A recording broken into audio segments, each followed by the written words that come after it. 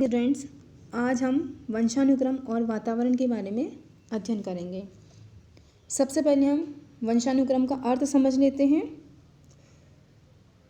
Peterson ने बताया है कि व्यक्ति को उसके माता पिता के द्वारा उसके पूर्वजों से जो प्रभाव प्राप्त होते हैं वही उसका वंशानुक्रम होता है।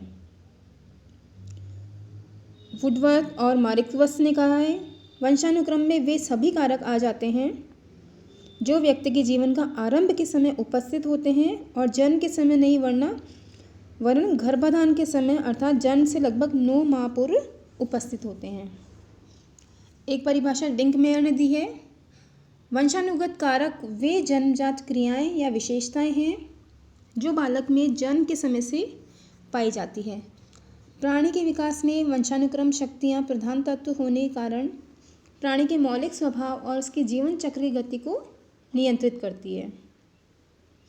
उपयुक्त परिभाषा के आधार पर कहा जा सकता है, किसी प्राणी या व्यक्ति को अपने माता पिता या पूर्वजों की जो मानसिक, शारीरिक या अन्य किसी प्रकार की विशेषताएं तथा योग्यताएं जिस क्रियाविधि के आधार जन्म या गर्भाधान के समय प्राप्त होती है उसे वंशानुक्रम या आनुवंशिकता कहते हैं। वंशानुक्रम का आधार क्या क्या होता है? बेसिस ऑफ हेरिडिटी, इसको हम देखते हैं। रॉबर्ट हुड के द्वारा 1965 में कोशिका की खोज की गई थी। वंशानुक्रम के आधार के विषय में कहा जाता है कि इसका आधार कोशिका है, या कोशिका को हम सेल भी बोलते हैं। कोशिका की संरचना में 3 भाग होते हैं, झिल्ली, कोशिका द्रव्य और केंद्रक। पहला हम झिल्ली देखते हैं। कोशिका की सबसे बाहरी दीवार को कोशिका का आवरण या झिल्ली कहते हैं। यह झिल्ली चारों तरफ तक होती है और यह कोशिका को पूरी तरह घेरे रखती है। यह झिल्ली इतनी महीन होती है कि इसके अंदर से होकर पानी या उसमें घुलनशील खनिज, लवण इत्यादि कोशिका के भीतर आवश्यकता अनुसार अंदर आ जा सकते हैं। दूसरा है कोशिका द्रव्य। कोशिका के अंदर एक प्रकार का तरल पदार्थ या द्रव्य भरा होता है जिसे कोशिका द्रव्य कहते हैं। यह कोशिका द्रव्य जीवन का आधार माने जाने वाले जीव द्रव्य का ही मुख्य भाग होता है। कोशिका द्वारा किए जाने वाले कार्यों को पूरा करने में या उसको संपादित करने में कोशिका द्रव्य का मुख्य भाग होता है। क्योंकि कोशिका द्रव्य में अनेक प्रकार के रासायनिक पदार्थ होते हैं जिनकी सहायता से कोशिका द्रव्य कुछ ऐसे पदार्थों का निर्माण करता है जो कोशिका के कार्यों को संपादित करने में महत्वपूर्ण भूमिका निभाते हैं। अब हम पढ़ते हैं केंद्रक के बारे में।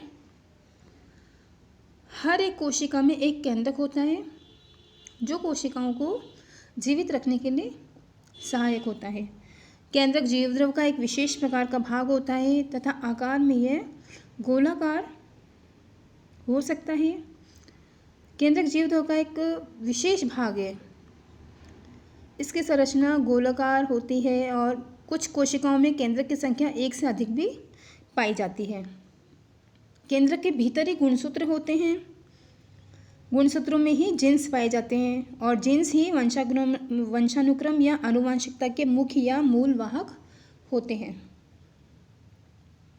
माता पिता से जीन्स का संवहन संतान में गर्भाधान के समय होता है। गुणसूत्र नर एवं मादा दोनों प्रकार के कोशिकाओं में पाए जाते हैं। मनुष्य की कोशिका में गुणसूत्रों की संख्या 23 जोड़े होती है और गुणसूत्रों में हजारों की संख्या में जीन्स पाए जाते हैं। एक गुणसूत्र में लगभग 3000 जीन्स पाए जाते हैं और जीन्स के भीतर डीएनए पाया जाता है। वास्तव में आनुवंशिक गुणों का संचरण डीएनए के माध्यम से ही होता है। वंशानुक्रम या आनुवंशिक गुण ही व्यक्ति की विभिन्न योग्यताओं और गुणों का निर्धारण करते हैं। देखने में डीएनए की संरचना घुमावदार सीढ़ी की तरह होती है। Thank you.